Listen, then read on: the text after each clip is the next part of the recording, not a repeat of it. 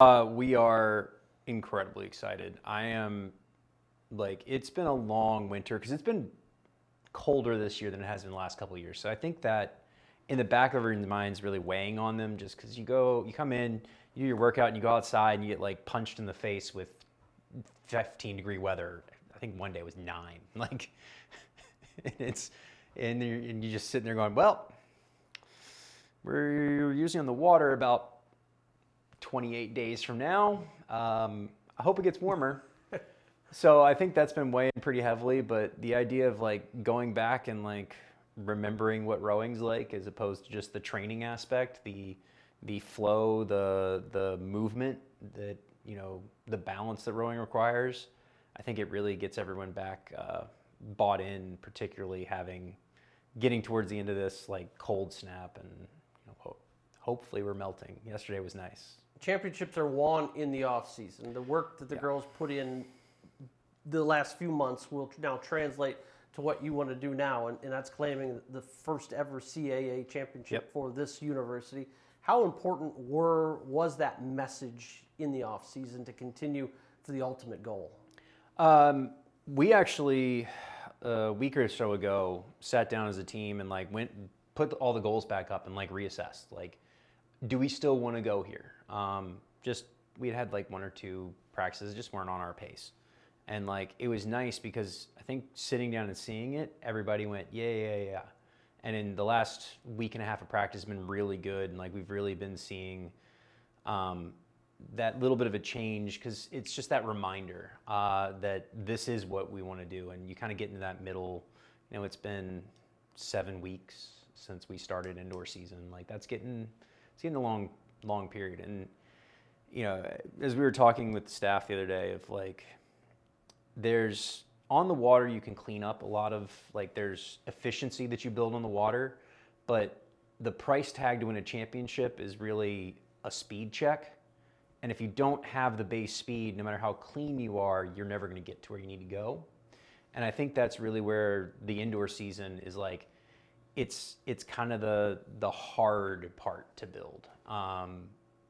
And then if you pay that price now, then you can have more and like refine that speed to give you more efficiency and give you faster times. A lot of times this program has gone to Clemson in previous years, and that's kind of been their trip.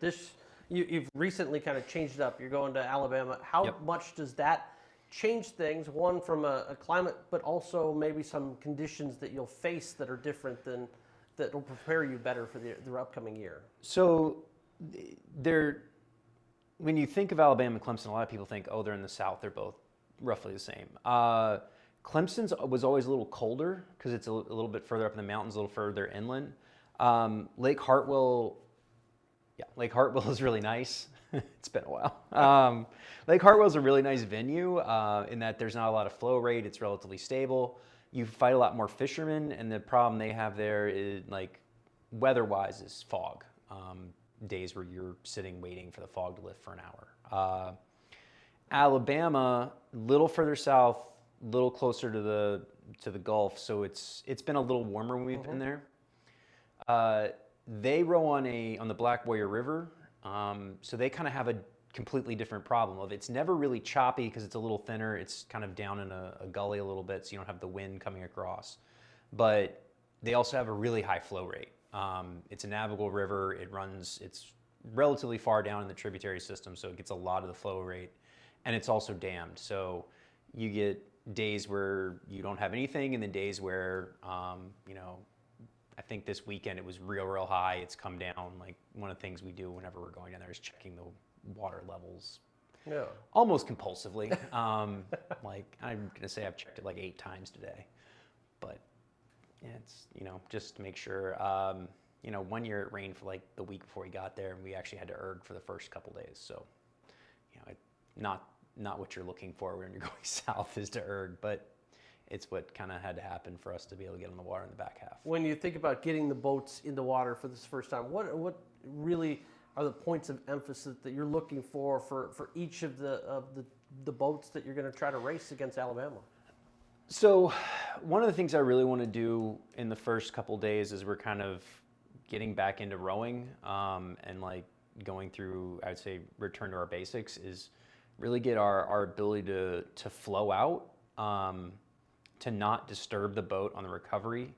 So when you're on the drive, that's when you generate all your speed. On the recovery is when the only thing you can do on the recovery is slow a boat down. So the big thing when they've been looking at Olympic results and all that is the teams, not necessarily that generate the most power win, but the ones who carry the most speed from the finish of the stroke back to the next start of the next stroke. So I really want to work on that ability to kind of clean release and let the boat flow out, and kind of take that relaxation in the next stroke rather than the tension of like trying to micromanage each stroke. It's hard when you're a coach and it's a team effort, but individually they all make that team effort. Are there particular student athletes who've made a big jump for you in this off season that you're really looking forward to seeing out there? We have 3 sophomores who've really done a lot of work. Our seniors and juniors have made really good progress, but they haven't made the big kind of freshman jump, and a lot of them made it last year. The 3 sophomores, Abby Simpson, Reagan Fazakis, and Laura Borchers, have all kind of really started to make that next step jump. And I think I'm really interested to see, I think Abby was in the boat at the Charles, Reagan and Laura were right on the edge.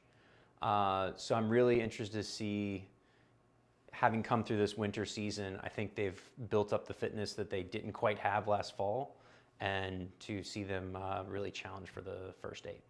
Your team will take on a nationally ranked Crimson Tide club and get a real test of what it's going to be like to go up against somebody that has got national championship aspirations. What is that going to take to pair against them?